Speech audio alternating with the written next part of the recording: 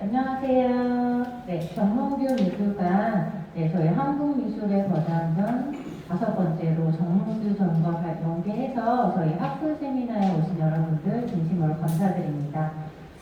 오늘은 저희가 뜻깊은 학술 세미나를 준비할 텐데요. 진행에는 장원 선생님께서 수고해 주시겠습니다.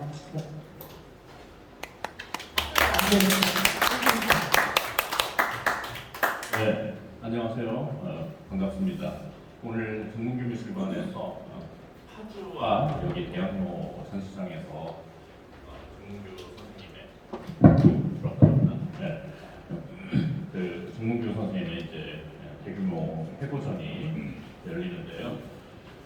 2주 전에 이 서울관에서 전시가 오픈이 됐을 때 아마 참석하신 이 내관객들도 계시겠지만 마이크가 하는데 원래 정몽규 미술관에서 이 현대미술의 거장전 시리즈를 계속 진행을 해오면서 한때 우리 현대미술계에서 큰 영향을 끼쳤던 분들을 재조명하는 그런 작업들을 해왔습니다. 그런데 이 정몽규 미술관을 설립하신 분 정몽규 화백께서 작년에 갑자기 이제 타계를 하셨고, 그래서 올해 현대미술의 거장전 시리즈를 정몽규 선생님의 작품으로 이렇게 진행을 하게 됐습니다. 그래서 상당히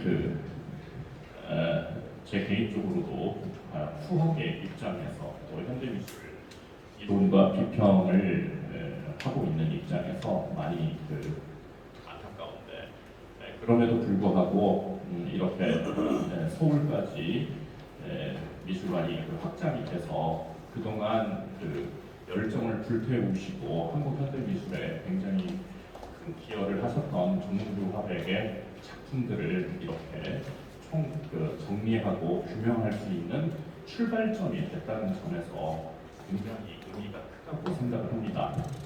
오늘 열리는 심포지움은 바로 이 정몽규 화백의 작품 자체를 규명하는 데 완결이 아니라 이제 출발이 되는 거죠. 그래서 오늘 그동안 크게 나누었을 때 정몽규 화백의 작품 세계를 1기, 2기, 3기로 크게 구분을 할 수 있기 때문에 일단 이 각 시기의 중요한 논점들을 먼저 3명의 연구자들이 발표 준비를 했습니다. 그래서 허나영 선생님, 그리고 홍경환 선생님, 그리고 저 이렇게 3명이서 준비를 해서 각 시기별 집중 연구를 했는데요. 거기에 이제 나눠드린 프린트물, 그리고 또 앞에 여기 PPT 화면을 보시면서 다시 따라오시면 될 것 같습니다. 그래서 오늘 3분의 이 발표자들이 발표를 먼저 해주시고, 그 다음에 또 각 파트의 지리자들이 지정이 돼 있어서 먼저 발표가 끝난 뒤에 각각의 그 질의 그리고 응답 시간을 가지고, 또 그동안의 3분의 발표와 또 질의 응답에 대해서 더 추가적으로 또 말씀을 해주시거나 또 질문을 하실 분들이 있으면 이따가 맨 마지막 시간에 질의 응답 토론 시간에 함께 진행을 하도록 하겠습니다. 그러면 먼저 첫 번째 발표자인 저부터 발표를 시작을 하겠습니다. 자, 아까 잠깐 언급을 드렸듯이 정몽규 화백의 작품 시기는 크게 보자면 3가지 시기로 나눌 수가 있고, 그 첫 번째 시기는 1960년대 초반부터 본격적으로 전업작가로서의 작품 활동이 시작이 된다고 할 수가 있습니다.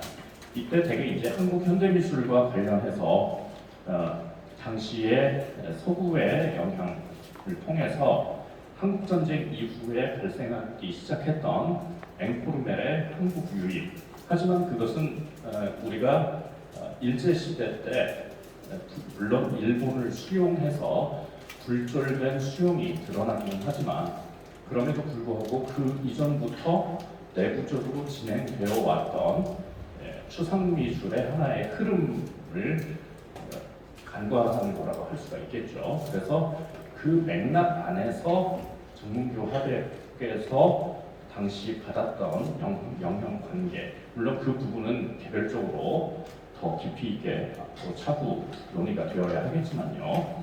그래서 저는 한국 추상미술 전개에서 정문교 화백의 위치와 의미라고 하는 주제로 발표를 시작을 하겠습니다.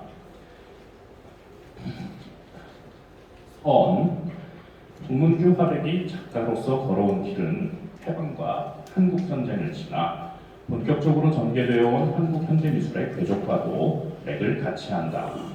그러므로 60여 년에 이르는 그의 창작 세계를 몇 가지로 정리하기에는 무리가 있겠으나 가장 심혈을 기울였던 장르나 소재의 차원에서 보자면 시기에 따라 크게 세 가지로 분류할 수 있다. 그런데 화가로서의 출발을 대상의 형태가 거의 존재하지 않는 순수 추상에서 시작했다는 점은 이후의 작품 변화와 관련하여 다각도의 접근과 해석의 여지를 남기고 있다. 특히 그가 추상미술 작품에 몰두하던 1960년대를 염두에 둔다면 한국의 현대미술이 비로소 국제적 경향과 나란히 발맞추어 전개되기 시작한 동시에 서구에서 받은 영향 아래서도 한국적 미의식과 조형 언어의 모색이 서서히 싹트던 상황 아래에서 더욱 많은 논의의 가능성이 열리게 된다. 그러므로 정문교 작가 개인의 조형 의지뿐만 아니라 한국 현대미술의 전개 과정 안에서 그가 받은 영향관계나 당대의 영향 등을 여러모로 살핌으로써 그의 작품 세계가 갖는 의미와 특성을 규명할 수 있을 것이다. 그러므로 이 글에서는 정문교 화백의 작품 세계에서 일기라고 할 수 있는 1960년대의 추상작품을 중심으로 논의를 전개시키고자 한다. 자, 먼저 제가 이 논의를 하기에 앞서서 서구에서는 추상미술이 어떻게 태동이 되고 전개가 되었는지를 좀 그 논의의 출발로 삼았는데요. 왜 안 되죠?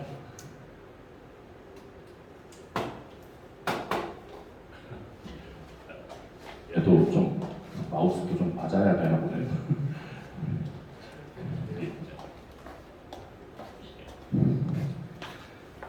먼저 인용문을 보겠습니다.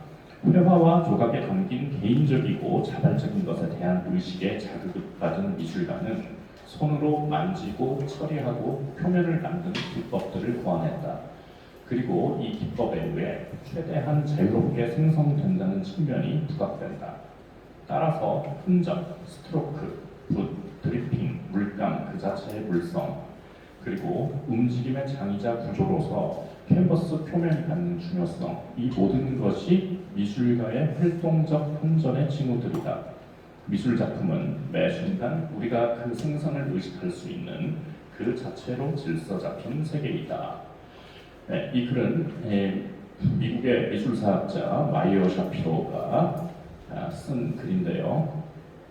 미술사학자 마이어 샤피로는 유럽에서 태동하여 2차 대전을 전후로 미국에서 추상 표현주의를 통해 절정에 다다른 추상 미술의 의미에 대해 위와 같이 주장한다. 이 같은 내용은 대개의 추상 미술 옹호자들이 동의하는 내용이겠으나 한국에서의 추상 미술에도 똑같이 적용할 수 있을지는 많은 논란의 여지를 지닌다. 한국 현대 미술에서 서구 미술의 수용을 통한 추상 미술의 전개는 그들과 동일한 맥락을 따랐던 것이 아니기 때문이다. 이른바 흔히 한국적 모더니즘이라고 일컬어지는 시대는 그 연원을 1950년대 말에 앵코르멜부터 찾는다. 사실 이러한 경향은 일제강점기에 이미 탐색이 시작되었지만 일제군국주의가 일으킨 전쟁과 해방기 그리고 한국전쟁이라는 10여 년의 간극에 의해 하나의 집단적 양식으로 인식되며 서구로부터 받은 직접적인 영향을 수용하고 정착하기 시작한 것이 바로 이때가 된다. 그리고 그 여정에서 정문교 화백의 본격적 작품 세계가 열리기 시작하는 것이다. 그러므로 그의 추상작품을 논하는 데 있어서는 서구에서 대동하여 이식되었던 추상미술의 전개를 살피고 한국 현대미술에서의 수용과 정착의 상황을 통해 접근할 필요가 있다. 한국 현대미술의 상황과 전개를 서구의 과정이나 의미와 동일한 선상에서 다룰 수 없기 때문이다. 서구 추상미술의 출발은 유럽에서 시작된 모더니즘을 통해 회화가 더 이상 외부 세계를 복제하여 재현하는 것이 아니라는 자각에서 시작된다. 일반적으로 모더니즘을 형식주의와 동일시하는 관점은 미국의 그린버그식 관점을 지나치게 단순화하여 받아들이는 것이다. 그러나 역사적으로 볼 때 모더니즘은 그린버그가 지적했듯이 유럽에서 이미 18세기 말에 철학자 칸트에 의해 그 태동이 이루어지고 이것이 시간을 거치면서 하나의 새로운 근대적 예술관을 형성하게 된다. 예술의 독립성과 자율적 형식이라는 칸트의 관점은 19세기 후반 피들러에 의해 계속 발전되어 예술 학문을 낳게 된다. 피들러는 파인아트라는 애매한 명칭을 대체하여 보다 구체적으로 시각성을 강조하는 조형 예술을 제시하고 미술의 속성을 기존의 미학적 규정과 달리 순수하게 눈으로 볼 수 있는 것의 형성에 의한 특수한 형태 인식과 그 표현에서 찾고자 한다. 필자가 몇 해 전에 발표한 졸고 한국 근대조각에서 김복진의 형성예술 의미에 관한 연구에서 논의했듯이 순수 가시성이라는 미술의 새로운 속성은 세잔을 위시하여 당대의 새로운 미술의 방향을 모색했던 예술가들의 미학적 사상과 본질적 측면들에서 일치를 보이며 20세기 초의 모더니즘 화가들에게 커다란 영향을 끼치게 된다. 그리고 이러한 작품들의 전개를 목도하며 그 가치를 파악했던 영국의 클라이브 벨과 같은 미학자에 의해 의미 있는 형식이라는 형식주의의 이념이 확립되기에 이르는 것이다. 단토가 적절하게 설명했듯이 유럽의 모더니즘 회화는 19세기를 관통하는 과정에서 르네상스 이래의 재현적 가치를 부정하며 회화가 오사와 같다고 하는 회화 등식을 부정하고 회화의 자율적 가치를 새롭게 정립한다. 이러한 과정에서 피들러는 추상미술의 태동에 이론적 토대를 제공하여 칸딘스키, 프란츠 마르크, 파울 클레어 같은 미술가들에게 영향을 줌으로써 현대 추상미술에서 이론적 개척자가 되었다. 그런데 칸딘스키를 추상미술의 창시자로 꼽는 일반적 견해와 달리 추상미술이 탄생한 연도는 정확하게 결정지을 수 없다. 그동안 그의 부재, 수채추상 작품이 1910년에 제작된 최초의 추상화로 간주되었지만 근래까지 많은 미술사가들의 연구는 2, 3년 정도 이후의 작품이라는 관점이 더욱 유력하게 받아들여지고 있다. 칸딘스키가 작품을 완성하고 한참 지난 뒤에야 서명하는 습관이 종종 있었고 회고라고 하는 책에서 복잡한 현상 가운데서 예술과 자연이 독립적인 세계라는 것을 꿰뚫어 볼 수 있게 되었다고 진술하는 것이 1913년이라는 이유 때문이다. 또한 입체주의에 가담했던 피카디아가 그보다 몇 년 앞서 1907년과 8년 사이에 비모방적인 추상의 표현 방식을 시도했다는 증거가 남아있기도 하다. 이와 함께 여러 화가들이나 작곡가들이 각자의 방식으로 추상적 구성을 시도했으며 1910년경부터는 대상을 포기하는 비구상 작품들이 본격적으로 등장하기 때문에 코어 블록 같은 학자들은 특정 인물이 최초의 추상 작가라고 지목된다면 그것은 당시의 상황에서 우연에 불과한 것이라는 주장을 펴기도 한다. 비구상 회화가 등장하기 전에도 그림의 가치가 전적으로 형태와 색채 등의 조형 요소에 의해 결정된다는 믿음이 이미 널리 퍼져 있었기 때문이라는 것이다. 이러한 관점은 빈학파의 미술사 서술에서도 다양하게 확인할 수 있는데 먼저 보링어는 자신의 박사 논문을 출간한 추상과 감정이입에서 추상이 특정 시대의 양식이 아니라 인류의 오랜 역사를 통해 지속되어 온 미술의 주요 양식으로서 미메시스를 원리로 하는 자연주의 양식과 대립되는 개념이라고 규정한다. 같은 대학의 막스트 모르작 역시 사후 출간된 정신사로서의 미술사에서 추상이 인류의 미술에서 거대한 강물처럼 흘러왔으며 자연주의 양식은 고대 그리스, 르네상스, 신고증주의처럼 그 강물에서 가끔씩 발견되는 섬처럼 드물게 나타난 것이라고 주장한다. 게르만 계열의 연구자들은 추상의 개념을 자연주의와 대립되는 넓은 의미로 사용하며 20세기 들어서 두각을 나타내기 시작한 독일의 현대미술에 이론적 기반을 제공하고자 한 것이었으며 이는 이후 미술사 연구와 추상미술의 정당성에 막대한 영향을 끼치게 된다. 어쨌든 위와 같은 사실에도 불구하고 많은 학자들이 칸딘스키를 추상미술을 더 정확하게는 비구상 회화의 창시자로 간주하는 이유는 그가 1910년부터 1차 대전이 발발하기 전인 1913년까지 주목할 만한 추상 작품들을 제작했고 1912년에는 예술에 있어서 정신적인 것에 대하여 라는 중요한 저서와 함께 마르크가 공동 편집한 현대미술과 음악 논문집 청기사 연감을 출간하는 등 여타의 많은 동시대 작가들이 일시적으로 추상 작품을 제작했던 것과 달리 지속적인 창작과 집필 활동을 전개했기 때문이다. 20일을 전후로 프랑스 파리에서 들로네의 오르피즘, 이탈리아의 미래주의, 러시아에서 말레비치의 절대주의, 그리고 데슈틸에 가담했던 몬드리안의 컴포지션 시리즈 등이 추상미술을 본격적으로 발전시키는 데 기여한다. 그리고 2차 대전을 경유하며 추상미술의 중심은 한동안 미국으로 옮겨가게 된다. 여기에서 그 이후의 전개나 담론 그리고 탈모더니즘적 경향들에 의해 비판받고 극복되는 과정의 논의는 제외할 것이다. 3. 한국의 추상미술 유입과 정착. 한국 현대미술의 전개 과정에서 추상미술이 지니는 의미는 한국적 모더니즘이라는 명칭이 지니는 무게감 때문에 도외시하거나 무시할 수 없다. 비록 일제강점기에 일본을 통해 이식되기 시작한 개념이자 실천 분야인 미술이 정확히 100년 전에 제1회 조선미술 전람회로부터 본격화되었지만 우리 현대미술의 초창기는 상당 부분을 이 시기에 신세를 지고 있다. 일본의 경우 1910년대부터 큐비즘, 미래주의, 독일 표현주의, 칸딘스키 등 서구 추상미술을 이론과 실천 모두에서 폭넓게 다루기 시작했지만 식민지 조선에서는 1930년대 후반이 되어서야 동경유학에서 돌아온 김환기와 유영국에 의해 본격적으로 시작된다. 이보다 앞선 첫 작품 사례로는 주경이 18세이던 1923년에 그린 파란이 있지만 이후에 본격적인 작품들이 인물을 비롯한 정물과 풍경 위주라는 사실은 추상의 논의에서 의미를 갖지 못한다. 이런 점들 때문에 하나의 집단적 양식으로서 추상이 본격화된 시점을 한국전쟁이 끝난 뒤엔 1950년대 말에 앵프로멜 출발시기로 간주하는 것이 일반적이다. 이에 오광수는 입체파적인 미술 사조와 작품이 전혀 도입되지 않았다는 것은 기이한 것 이상으로 우리의 서양화의 전개 과정이 대단히 불구적 양상으로 진척되었다는 사실을 반영해주는 것일 뿐이라며 우리 미술의 전개가 극히 빈약했다고 평가한다. 그러나 이러한 관점은 지나치게 협소할 뿐만 아니라 문화 사대주의적인 태도로 흐를 위험성을 수반한다. 이에 윤본모는 서양의 특정 미술 사조가 국내에 도입되지 않았다고 불구적 상황으로 치부하는 한 서양 컴플렉스는 영원히 불식되지 않을 것이다. 서양 사조 중심의 패러다임은 근대미술사 정리에서 한국의 근대미술사죠. 극복되어야 할 난제이지 않을 수 없다라며 반론을 제시한다. 어느 주장에 동의하든 한국의 근현대미술에서 서구처럼 명확한 조형 의지와 선수 형식의 자율성이라는 개념은 처음부터 익숙한 것이 아니었으며 한국만의 특수한 역사적, 사회적 상황 속에서 수용되고 전개되었다는 사실을 살필 필요가 있다. 1930년대의 추상계열 작품들은 주로 전위미술 논쟁에 관여했던 작가들을 중심으로 등장한다.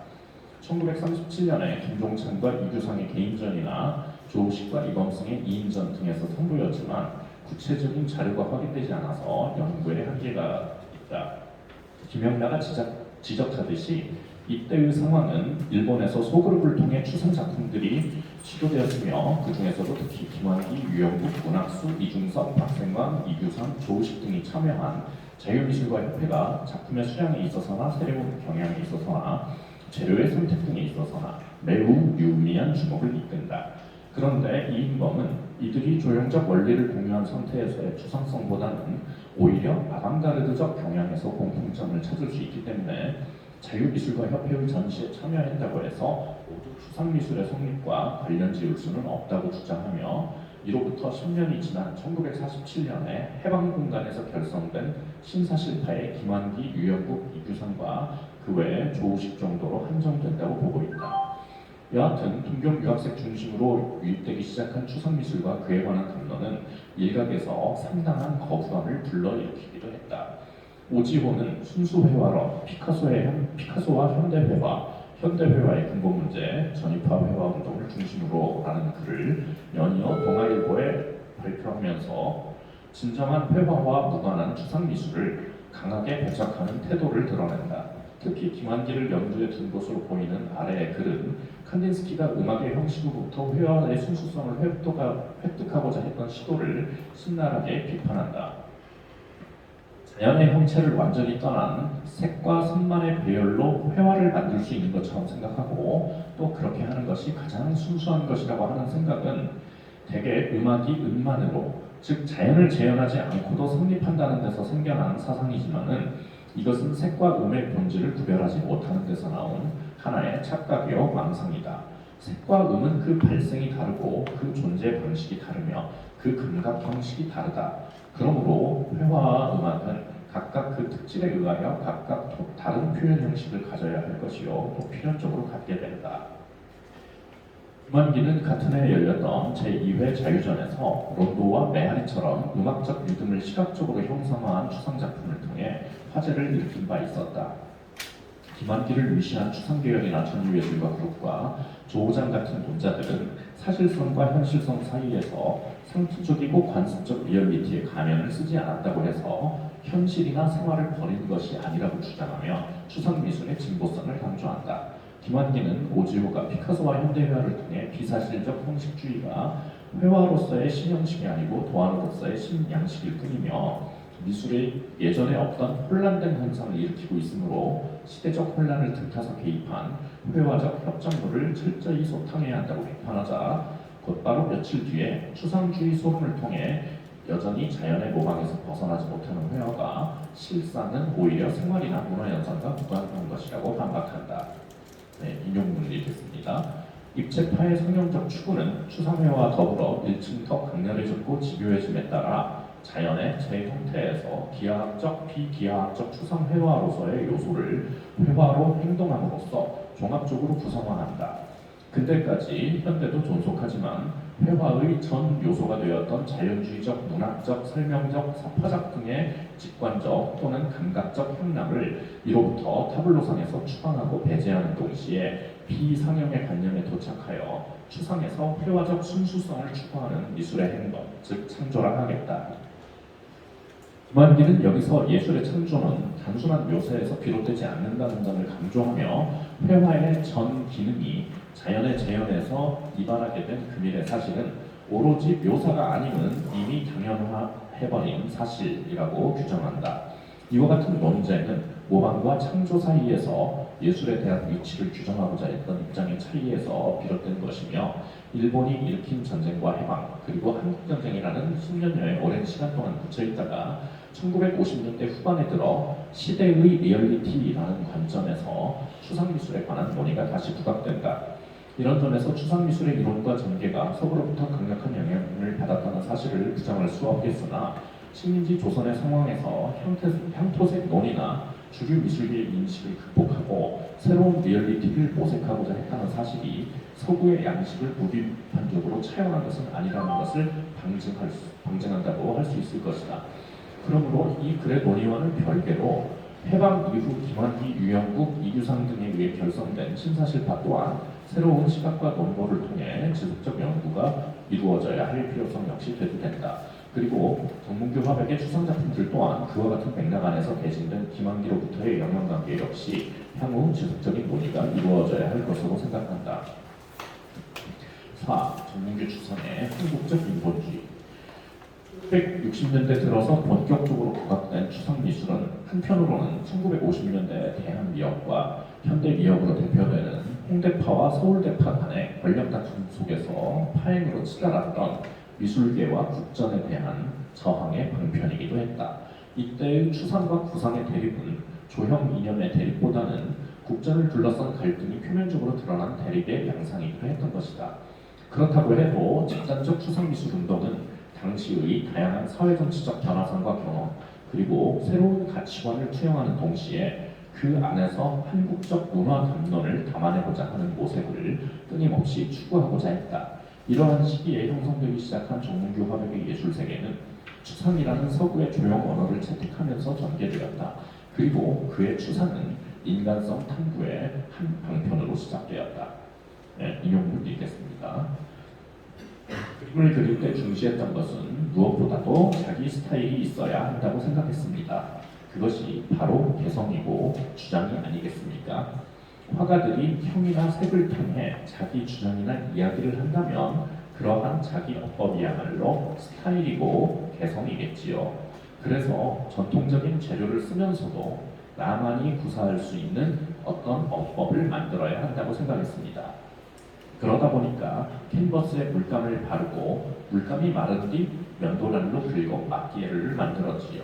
그리고 그 마끼에르 속에 나의 언어를 만들어 나가려고 노력했습니다. 그런데 한 가지 특이한 점은 여타의 작가들이 구상을 해체해가는 과정에서 추상으로 이행하는 것이 일반적이라면 정문규 화백은 추상에서 출발하여 대상성이 회복되는 방향으로 변모했다는 점이다. 그러나 이것은 그의 시대별 양식들이 서로 완벽하게 분리된 것이 아니라 그가 몸담고 있던 시대적 상황 안에서 작품으로 표현하고자 했던 것들을 다른 방식으로 심화하는 과정으로 파악하는 것이 필요해 보인다. 앵포르멜이 구체적 형상을 어떤 방식으로든 재현적으로 드러내는 데는 관심을 두지 않고 재료를 다루는 작가의 흔적을 남기는 방식으로 마끼에르를 강조하였듯이 정문규 화백은 그리는 행위를 지우는 행위로 바꾸며 이로부터 표면의 질감을 획득한다. 국내 화단에 앵포르멜이 유입되어 본격화하던 시기에 작가로서의 첫 발을 내디딘 정화백의 추상 작품들은 인간의 실존이 무엇인지 질문을 던지는 작품처럼 보인다.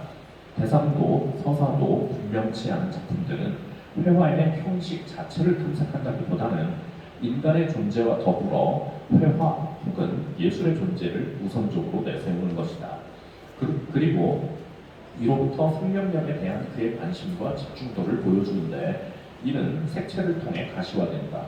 미술평론가 박영숙은 정화백의 색채가 존재하는 것에 생명감을 부여하는 것이라고 보며 구체적 대상이 파악되지 않는 작품들이 개화, 꽃 A, 생태 등의 경우처럼 구체적 객체에 대한 제목을 갖고 있다는 사실을 들어 정문균 자신의 감성적인 반응이 나타나 있을 뿐만 아니라 그가 다룬 주제들은 일관되게 물리적이고 생물적인 실제감을 추락하는 데 초점이 맞춰져 있다라고 평한다. 이러한 정화백의 추상 작품은 피에르 드 뒤그의 지적이나 제틀마이어의 비판처럼 인간 혹은 인간성이 결여된 채 물감이라는 물질만이 남는 텅 빈 캔버스라거나 중심이 상실된 것과는 거리가 멀어 보인다.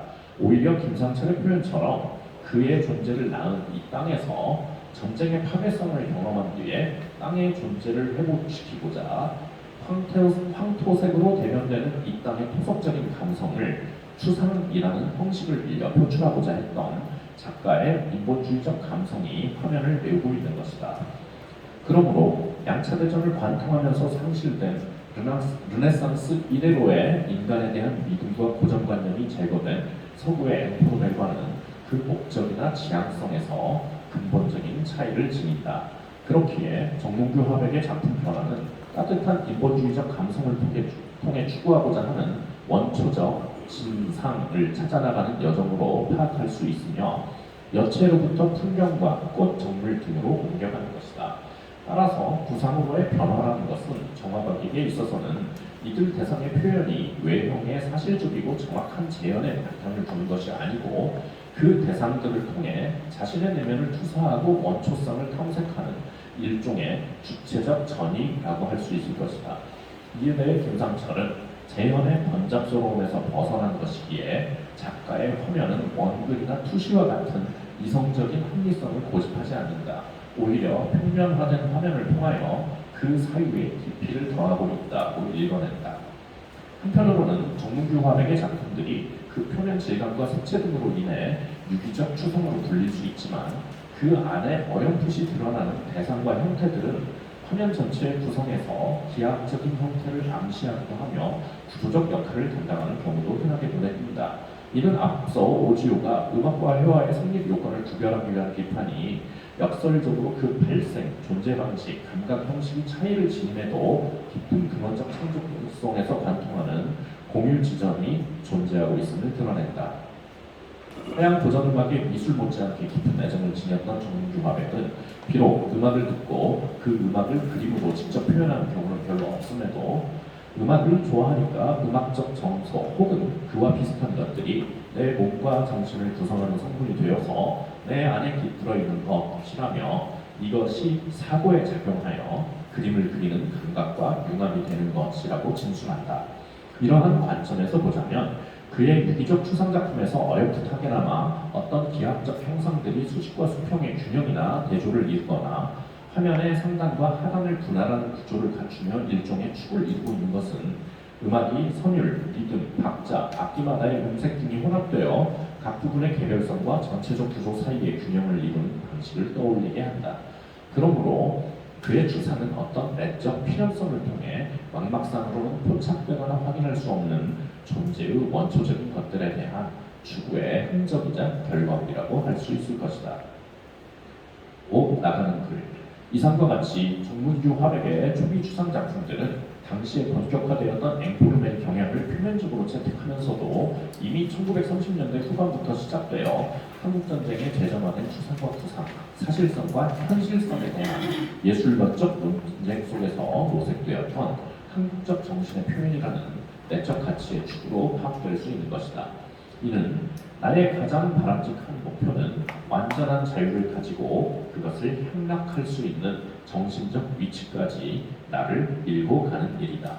조금도 자기성이 없는 그리고 순수하게 응결된 내면을 가지고 그것을 설득력 있게 형상화하는 것이라는 정화백의 발언에서도 확인할 수 있듯이 서구에서 수용되어 보편화된 재료의 물질성에 동양의 정신성과 행위성이 통속적인 조화를 이루며 획득한 인본주의적 감성의 표출이라고 할 수 있다. 그렇기에 오상길이 적절하게 지적했듯이 정몽규 화백의 추상은 거칠고 투박한 터치들과 마티에르를 특징으로 하고 있지만 표현적이기보다는 구성적이며 오히려 고전적이기 때문에 구체적인 재현적 형태를 드러내지 않고 있다 하더라도 서구의 앵포르맨이나 추상표현주의와의 추상들과 같은 맥락에서 분류할 수 없는 뚜렷한 흔적들을 파악하는 한 점에서 독자적 작품 세계를 형성할 수 있었을 것이다. 이게 이제 이전까지 제가 작성한 내용입니다. 이로써 그 일기 추상미술에 관한 논의는 발표는 여기서 마치고 그 다음에 제2기 하나영 선생님께서 발표를 진행해 주시겠습니다.